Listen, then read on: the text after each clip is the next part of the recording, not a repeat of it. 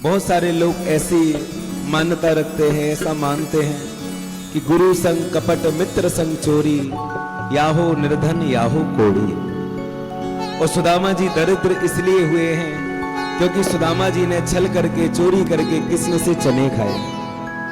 लेकिन सच बताना, अगर सुदामा ने चोरी करके चने खाए होते तो जब सुदामा कृष्ण से मिलने के लिए गए हैं तो कृष्ण रोया क्यों है?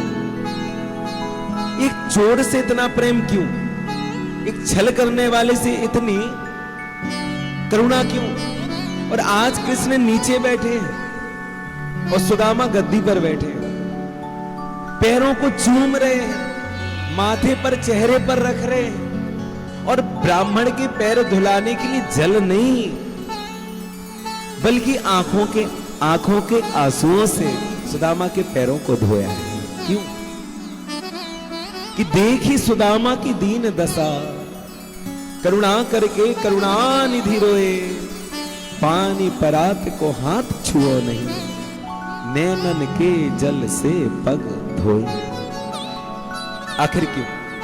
और अगर भगवान गीता में कहते हैं कि कर्मण्ये बाधिकारस्ते मा फलेषु कदाचन, जैसा कर्म वैसा फल, और अगर चोरी करके चने खाए तो फिर कृष्ण को रोना नहीं चाहिए, गले से नहीं लगाना चाहिए, अपने सिंहासन पर नहीं बिठाना चाहिए। और एक बात कहें, अगर तुम्हारे कोई बचपन का मित्र है, सखा है, जो आपके साथ पढ़ता था और बचपन में ना कभी आपका पेंसिल चुरा ले, बुक चुरा ले, चप्पल चुरा ले, कभी टिफिन चुरा ले, और जब बड़े हो जाएं और तुम्हारे घर में आए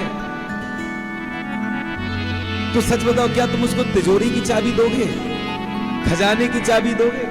अपने बच्चे और परिवार के लोगों से कहोगे कि भैया इतना महान व्यक्ति ना कहीं हुआ ना कहीं होगा, इसके पैर धो के पियो? एक चोर के लिए इतनी इज्जत, इतनी मर्यादा, इतना सम्मान मान क्या आप देंगे?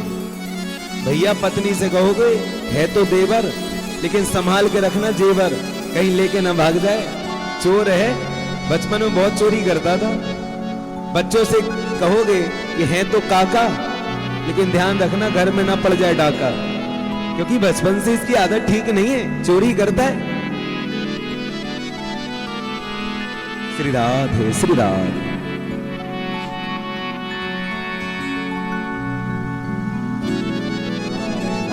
श्री राधे।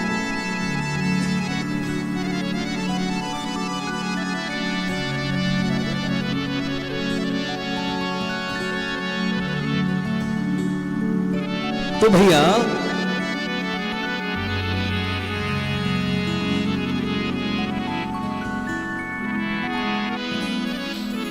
श्री राम,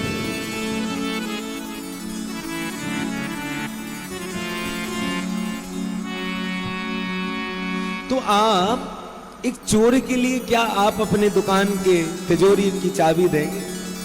लेकिन कृष्ण आज जमीन पर बैठे, गद्दी पर सुदामा बैठा और कहता है कि ऐसा ब्राह्मण ना कभी हुआ ना कभी होगा। और भाई एक बात कहें, कहावत में कहते हैं कि शेर की सवारी और ब्राह्मण की यारी किस्मत वालों को मिलती है। और शास्त्र कहता है कि एक ब्राह्मण सब कुछ हो सकता है, अगर सच्चा ब्राह्मण है तो प्यारे वो कभी चोर नहीं हो सकता है।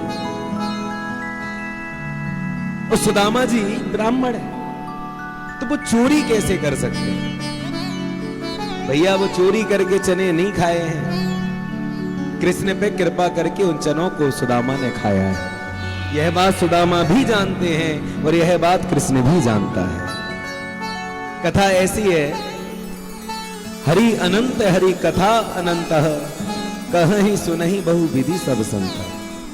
कथा एक नहीं बल्कि हरि की चरित्र अनंत है, हरि की कथाएं अनंत हैं।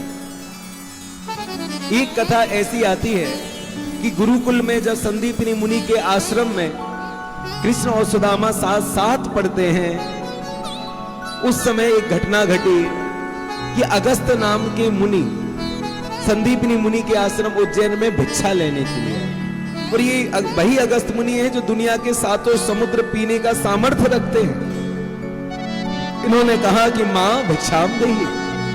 गुरु माता रसोई से 4 मुट्ठी चने लेकर आई, लेकिन उसका इरादा बदल गया। उसको लगा कि ये अगस्त मुनि है, एक बोरा चने का है और हमारे बच्चों का ये स्वल्पाहार है, और अगर बाबा भोजन पे बैठ गया तो जो दुनिया के सातों समुद्र खाली कर सकता है, तो 4 मुट्ठी चने से उसका पेट भरेगा क्या? तो मां लेकर तो आई 4 मुट्ठी चने, उसकी पोटली तो बनाई, लेकिन ना देने का इरादा बना लिया और पोटली को छिपा के रखा रसोई में, और बाहर आके क्या बोली, बाबा हमारे घर में ना आज खाने के लिए कुछ है ही नहीं, इसलिए फिर कभी आना। अगस्त मुनि तो त्रिकालदर्शी हैं, ध्यान लगाकर देखा कि मेरे हिस्से का अन्न रसोई से निकाला गया लेकिन मुझ तक नहीं पहुंचा। उन्होंने गुस्से में श्राप दे दिया कि जो भी उस चने को अब खाएगा वो दरिद्र हो जाएगा। एक कथा।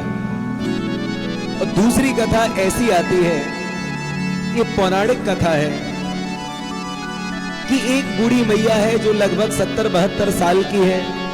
3 दिन से उसने अन्न का दाना नहीं खाया। एक दरवाजे पे गई तो उसको भिक्षा में कुछ चने के दाने मिले। उसने पोटली बनाई, सोचा किसी पेड़ की छाया में बैठकर हम इन चनों को पाएंगे। भैया भूखे के लिए तो भोजन ही सोना होता है। उस पोटली को बार बार संभालती, वृद्ध शरीर। चोरों की नजर पड़ी, उनको लगा कहीं ऐसा तो नहीं ये बूढ़ी मैया इस या पोटली में हीरा मोती और सोना चांदी लेके जा रही हो। बार बार संभाल रही है। 4 चोर उस मैया के पीछे पड़ गए। एक ने धक्का दिया, मैया गिरी, पोटली हाथ से छूटी।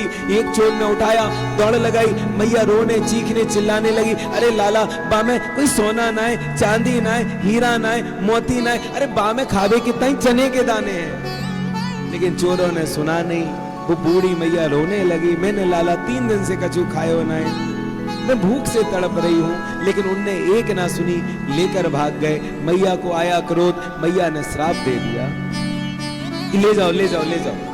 अब जो भी उस चने को खाएगा ना, उसकी दशा भी मेरे जैसी हो जाएगी, उसके घर में भी खाने का दाना नहीं बचेगा। और कहते जब चोर 2-4 किलोमीटर भागे और वहां जाके पोटली को खोला, उसमें 4 मुट्ठी चने मिले। गुस्सा आई, पोटली बांधी, उसको फेंका कि इतने से चने के दाने के लिए इतना दौड़े, इसका तो बंटवारा भी ढंग से नहीं होगा। तो वो पोटली कहां गिरी? संदीपनी मुनि के आश्रम में। गुरु माता ने झाड़ू लगाई, उनको पोटली मिली। उनको लगा कोई बालक भिक्षा मांगने गया था, पोटली गिर गई होगी, तो उन्होंने वो पोटली ले जाके रसोई में रखी। और सुदामा और कृष्ण आज दोनों की रसोई घर में, भंडार गृह में सेवा लगी है भोजन बनाने के लिए। लकड़ियां थी नहीं। अच्छा आप लोग गुरुकुल में नहीं रहे, हम लोग रहते हैं भैया। गुरुकुल में हम लोगों को सेवा दी जाती है। कभी कभी भोजन परसना पड़ता है, कभी कभी झाड़ू लगाना पड़ता है, कभी गायों की सेवा करनी होती है, कभी संतों की सेवा करनी होती है, कभी कभी महाराज बहुत सारी सेवाएं गुरुकुल में आती है। भिक्षा मांगने भी जाना होता है। तो आज सुदामा और कृष्ण के भंडार गृह में सेवा थी। लकड़ियां थी नहीं। गुरु माता ने कहा जाओ पास के जंगल से लकड़ियां ले आओ। जाने लगे। गुरु मां ने सुदामा के हाथ में वो चने की पोटली रख दी और कहा कि जंगल में जब भूख लगेगी ना, कृष्ण और सुदामा दोनों मिलके खा ले। सुदामा ने हाथ में वो श्रापित चने लिए। त्रिकालदर्शी ब्राह्मण हाथ में लेते ही समझ गए ये श्रापित चना है, जो भी इसको खाएगा दरिद्र हो जाएगा। ना ना ना, मैं कन्हैया को नहीं दूंगा। फेंक भी नहीं सकता क्योंकि गुरु मां के हाथों से मिला है, प्रसाद है, गुरु प्रसाद है। अब त्याग भी नहीं सकते और कृष्ण को दे भी नहीं सकते। असमंजस की स्थिति बन गई। अचानक जंगल में बारिश होने लगी, मौका मिल गया। भैया बारिश से बचने के लिए लोग पेड़ के ऊपर नहीं बल्कि पेड़ के नीचे बैठते हैं। सुदामा कहां बैठा है? ऊपर। कन्हैया कहां है? नीचे।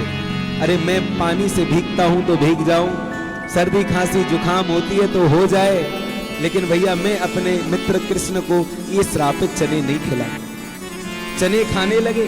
कन्हैया को लगा मित्र भूल गया क्या। पूछा लाला कहा कर रहे हो?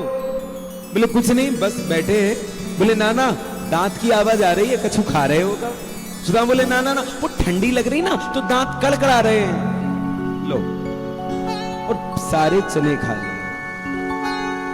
हम सच बताएं, अगर आपका कोई मित्र होता और उसको पता चल जाता कि जो भी ये प्रसाद खाएगा वो गरीब हो जाएगा, दरिद्र हो जाएगा, खुद नहीं खाता ना, बिल्कुल नहीं, पूरे मोहल्ले में बांट के आता पर, और सबसे कहता अभी खाओ, पानी पी लो भाई, 4 धाम का प्रसाद है, पुण्य मिलेगा।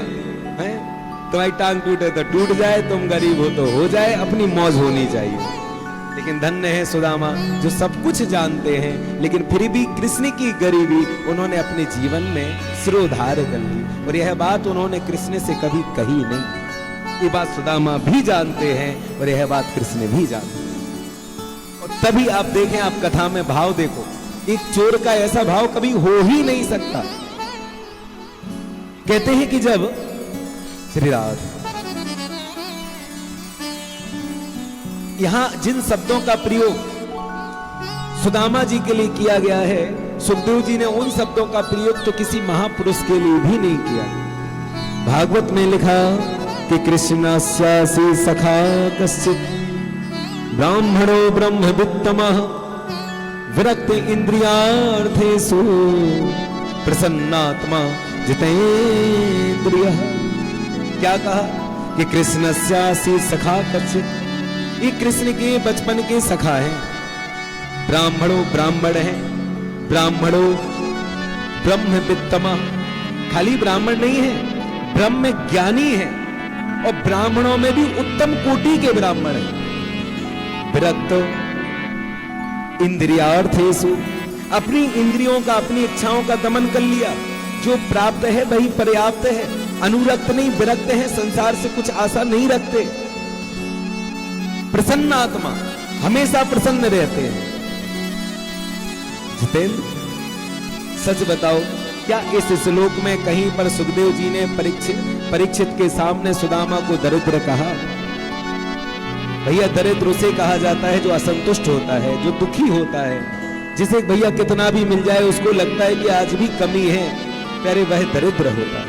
सुदामा के घर की अगर हम कथा सुनाएं तो भैया इनकी पत्नी का नाम है सुशीला।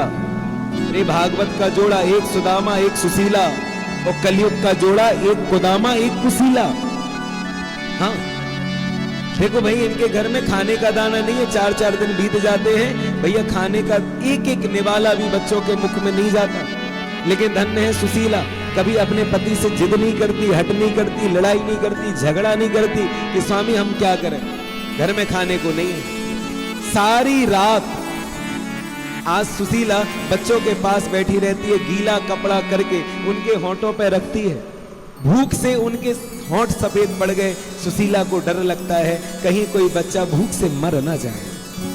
रोती रहती है लेकिन कभी कुछ कहती नहीं। सुदामा से कहा, जब बच्चे ज्यादा जिद करने लगते हैं कि स्वामी आज बच्चे हमसे संभाले नहीं जा रहे हैं और भोजन के लिए जिद कर रहे हैं, आप कुछ करो, तो सुदामा कहते मेरे पास भेजो। छोटे छोटे 4 बच्चे सुदामा के पास आते और कहते पिताश्री आज बड़ी जोरों की भूख लग रही है, कुछ मिलेगा? सुदामा बोले बिल्कुल मिलेगा। बोले पहले कथा होगी, कथा के बाद भंडारा होगा और भंडारे में खिचड़ी बनेगी। सुशीला बोली चावल नहीं है, दाल नहीं है। अरे बोले एक काम करो ना, इधर आओ, रसोई में आग जलाओ और एक खाली बर्तन में पानी और पत्थर भर के रख दो। सुशीला ने ऐसे ही किया और बच्चों से बोले पहले कथा सुनो और जब कथा पूरी हो जाएगी फिर प्रसाद मिलेगा। बेचारे छोटे छोटे भूखे बच्चे सुदामा के सामने बैठ जाते और सुदामा कथा सुबह 8 बजे सुनाते ना, रात्रि का 1 बज जाता। जब तक एक एक बच्चा सो ना जाए तब तक सुदामा की कथा पूरी नहीं होती। और जब सारे बच्चे सो जाते तो भैया उस पानी को फेंक देते। बच्चे सुबह कहते पिताजी प्रसाद, बोले वो तो कल बट गया, आज दोबारा कथा होगी और फिर प्रसाद मिलेगा। सोचो, ऐसे सुदामा ऐसे सुशीला। एक दिन सुशीला बच्चों के साथ बैठ के कथा सुन रही थी और सुदामा के मुख से गलती से निकल गया कि शंख उड़े पीत बसन, गले वैजयंती माला, शंख चक्र गदा पद्म लिए हाथ हैं, हम और कृष्ण संदीपनी मुनि के घर पड़े साथ साथ हैं। जैसी सुशीला ने सुना कि हमारे पति कृष्ण के साथ पड़े हैं, रात्रि में सुशीला सुदामा से बोली, स्वामी आज हमने कथा में सुना, आप बच्चों को सुना रहे थे कि संदीपनी मुनि के आश्रम में आप और कृष्ण पड़े साथ साथ हैं, तो द्वारिका गए से दारिद्र हरेंगे पिया, क्योंकि द्वारिका के नाथ वो अनाथन के नाथ हैं। अरे आपको अपने मित्र की याद नहीं आती? आपका मन नहीं करता कि आप मित्र से मिलने जाएं? सुदामा बोले, सुशीला मन तो बहुत करता है, लेकिन शास्त्र कहता है ना कि मित्र के घर, पुत्री के घर, पिता के घर, गुरु के घर और भगवान के घर कभी खाली हाथ नहीं जाते। और हमारे तो घर में खुद खाने नहीं है, हम मित्र के घर खाली हाथ कैसे जाएं? अच्छा सच बताओ, जिसकी भावना ऐसी हो वो क्या चोरी कर सकता है? अगर चोरी होता तो मांगने पहुंच जाता, लाला दो ना, तुम्हारी तो सोने की नगरी है, एक आधी ईंट ही दे दो, अपना काम बन जाएगा। लेकिन आज भी कह रहा है कि सुशीला मित्र के घर खाली हाथ नहीं जाते। कुछ सुशीला बोली, चिंता मत करो, मैं हूं। सुशीला भाग के गई और 4 घर से चावल लेकर आई। 4 घर से क्यों? क्योंकि 4 घर का चावल 4 प्रकार का होगा। किसी का बासमती होगा, किसी का टूटा हुआ होगा, किसी का साबुत होगा, किसी का सफेद रंग का होगा, किसी का मटमैले रंग का होगा। 4 घर का चावल 4 प्रकार का। सुशीला उस चावल को लेकर आई है और कहते हैं कि इनके घर में कोई साबुत कपड़ा नहीं है।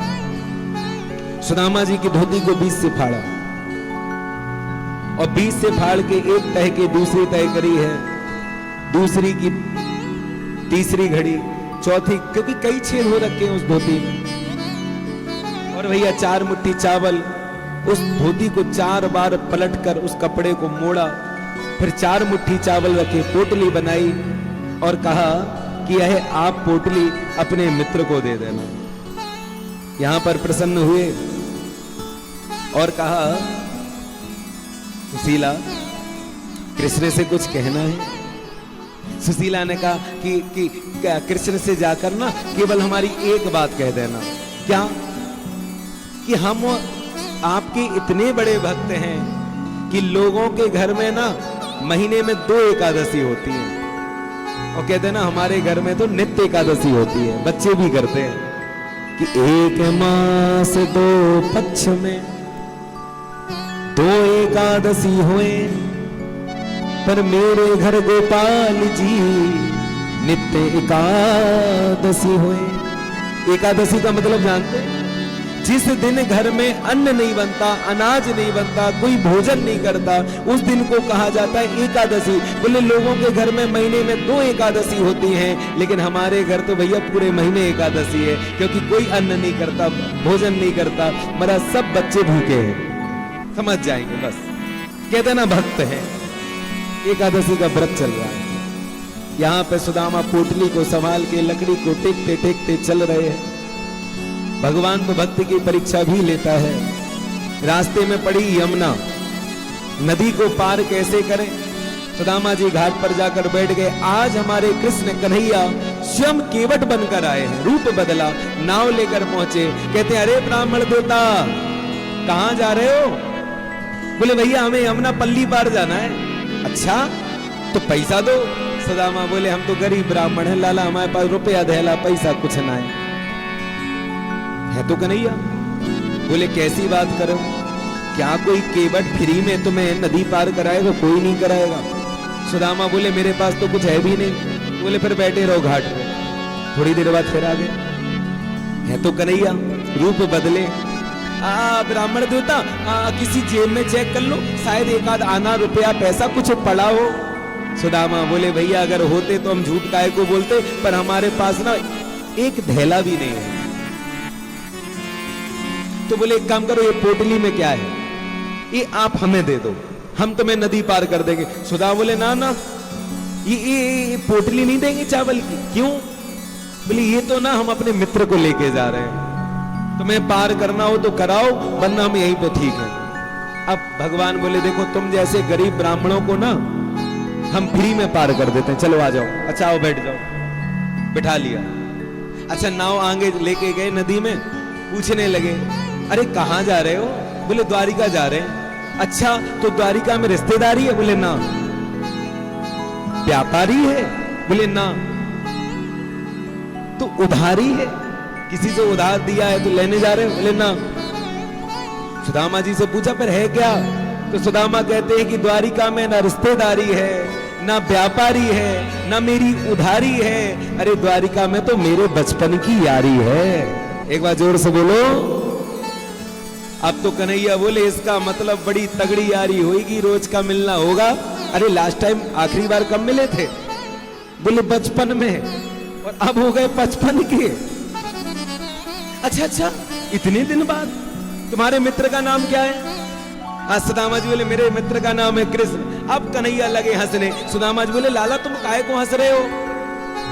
कृष्ण बोले देखो क्या गजब की लीला है। अरे द्वारिका के राजा को नाम भी कृष्ण है और तुम्हारे मित्र को नाम भी कृष्ण है। सुदामा बोले द्वारिका का राजा कृष्ण ही तो अपना मित्र है। अब तो कन्हैया ने ऊपर से लेके नीचे तक देखा, फटे धोती कुर्ता पहने, बोले तन पे नहीं लगता वो चल दिए कलकत्ता है? बड़ी लंबी लंबी फेंक रहे हो, तुम्हारे एक जोड़ी कपड़े ढंग के नहीं है और तुम द्वारिका के राजा कृष्ण को अपना मित्र बता रहे हो। मैं बताया उनका नाम कैसे लेते हैं? सुदामा बोले ना तुम बताओ कैसे लेते हैं। बोले उनका नाम लेते हैं राजाधिराज महाराज श्री श्री 1008 अखिल कोटि ब्रह्मांड नायक परात्पर परब्रह्म द्वारिकाधीश श्री कृष्ण। सुदामा जी बोले सुनो लाला, वो तुम्हारे लिए होंगे फलाना ढिमका और श्री कृष्ण, हमारे लिए तो हम कनुआ है। और अगर एक बार हम प्यार से कह देंगे ना कान्हा, दौड़ा दौड़ा चलाएगा। बोले ठीक है भाई, अब तुम कह रहे हो तो मान लेते हैं। और एक बात कहें, हमारे ना कन्हैया के मित्र ऐसे फटे हाल हुए कि देखने में खस्ता हाल है हम, जो जहन में न आए वो ख्याल है हम। पर ए दुनिया वालों हमें गरीब ना समझना, क्योंकि बांके बिहारी की मोहब्बत से माला माल है हम। बोले भगवान के मित्र ऐसे ही होते हैं। अच्छा तुम तो ये बताओ, फालतू की बात मत करो कि यहां से द्वारिका कितनी दूर है और कितने दिन में पहुंच जाएंगे? कृष्ण बोले देखो द्वारिका यहां से ज्यादा दूर तो है नहीं, लेकिन आपके शरीर को देख के लगता है कि एक दिन में आप 2 किलोमीटर से ज्यादा तो चल नहीं पाओगे। शरीर में भैया हड्डी हड्डी है, मांस और रक्त तो बचे ही नहीं है। 2 किलोमीटर से ज्यादा नहीं चल पाओगे, तुम्हारे लिए 1 साल लगेगा। भैया यमुना उस पार पहुंचा दिया। सुदामा जी तान के चादर वहीं पे सो गए। और क्या बोले, कन्हैया मैं इतनी दूर तुमसे मिलने आ गया, अब तुम्हें हमसे मिलना हो तुम ही बुलाओ, अब हम नहीं आएंगे। और भैया यमुना नदी के तट पर लेट गए कि जमीन पर लेट जाते हैं, सिरहाने हाथ रखते हैं। ये तो भगवान के प्रिय भक्त हैं, अपना तकिया बिस्तर अपने साथ रखते हैं। और कह के सोए प्रभु आप ही बुलाइयो, हमको ना आनो, हम ना आएंगे। ऐसा कह के सो गए। सोए तो थे नदी के बगल में, लेकिन आंख कहां खुली? द्वारिका के बगल। अब तो सो के जगे और क्या देखा, पगड़ी बांधे, गालन तक चंदन लगाए, बगलबंदी पहने, पटका डाले, सुंदर सुंदर ब्रजवासी घूम रहे, राधे राधे की आवाज आ रही। सुई सुदामा जी आंख खुली, मैं कहां आ गए हो? सुदामा जी ने पूछी लाला जी कौन सा गांव है गुजरात में? बोले भैया ये द्वारिका 6। अब देखो जैसे अपने यहाँ बोलते हैं ना क्या है, बोले दमोह है, तो भैया यहाँ बोलते हैं है, और गुजराती भाषा में है को बोला जाता है 6। जैसे कहा भैया द्वारिका 6, सुदामा ने पकड़ा माथा। बोले भैया नंबर का तो पता नहीं था, कौन से नंबर की द्वारिका में जाना था, हम तो 6 नंबर की द्वारिका में आ गए। अरे गुजराती लोग बोले ना भैया जी 6 नंबर की ना है जी, द्वारिका ही है। तुम्हें बताओ कहां जाना है? बोले कृष्ण के महल में जाना है। बोले सामने जो सोने का महल दिख रहा है ना, वो हमारे कन्हैया का है, चले जाओ। सुदामा जी अच्छा एक बात, लोग कहते हैं कि सुदामा को द्वारपालों ने रोका, गलत जवाब। नहीं रोका, बिल्कुल नहीं रोका किसी ने। सुदामा गए दरवाजे पे जाके खुद रुक गए और द्वारपालों से कहा कि इधर आओ। बोले हाँ। बोले आप अपने राजा से जाकर कह देना, और एक बार ही कहना कि एक ब्राह्मण आया है जिसका नाम है सुदामा, बाकी कुछ मत कहना। क्या कहना? एक गरीब ब्राह्मण आया है जिसका नाम है सुदामा। और अगर पहचान जाए तो ठीक, और नहीं पहचाने तो हमें आकर बता देना, हम चुपचाप लौट जाएंगे। सुदामा ने पता है ऐसा क्यों किया? सुदामा ने सोचा कि ये बात मेरी पत्नी सुशीला जान गई, और बच्चों को मैं कथा में हमेशा सुनाता हूँ कृष्ण अपना मित्र है, और आज तो इसका सोने का नगर है और हमारे घर में खाने का दाना नहीं है, पैसा वाला हो गया, अगर बदल गया होगा। और हम सामने जग गए और हमने कहा हम सुदामा। बोला कौन सुदामा? हम नहीं जानते। तो भैया हम ये दुख सह नहीं पाएंगे, हम यमुना में कूद के आत्महत्या कर लेंगे, हम घर भी वापस नहीं जाएंगे। हम पत्नी बच्चों को मुंह क्या दिखाएंगे कि कृष्ण ने हमें पहचाना नहीं? अरे पहचानेगा नहीं नाम से तो घर में जाऊंगा, और घर में जाके पत्नी पूछेगी क्या हुआ, मित्र ने पहचाना? तो कह देंगे नाम भूल गया होगा, शकल से याद है। अगर सामने जाता तो पहचान जाता, तो सामने नहीं जाना है, वरना ये दुख हम सह नहीं पाएंगे। नाम से पहचाना तो ठीक, वरना चुपचाप चले जाएंगे। दरवाजे पे खड़े हो गए। और प्यारे द्वारपालों ने जाकर कृष्ण को यह संदेश दिया है, किसी से झगाना तगापन पे प्रभु जाने को आही, बसे के ही ग्रामा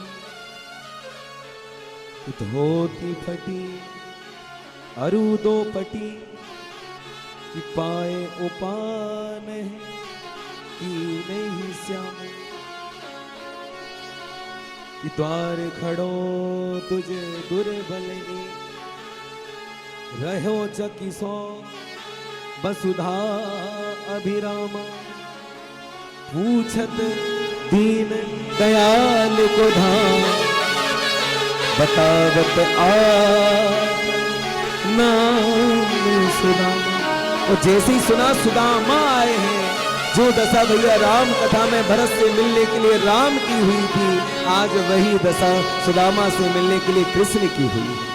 शरीर की सुध नहीं रही, पीतांबर उड़ गया, मुकुट गिर गया, माला टूट गई, और आज कृष्ण द्वारिका की गलियों में बिना चरण पादुकाओं के दौड़ रहा है, मेरा मित्र सुदामा, मेरा मित्र सुदामा।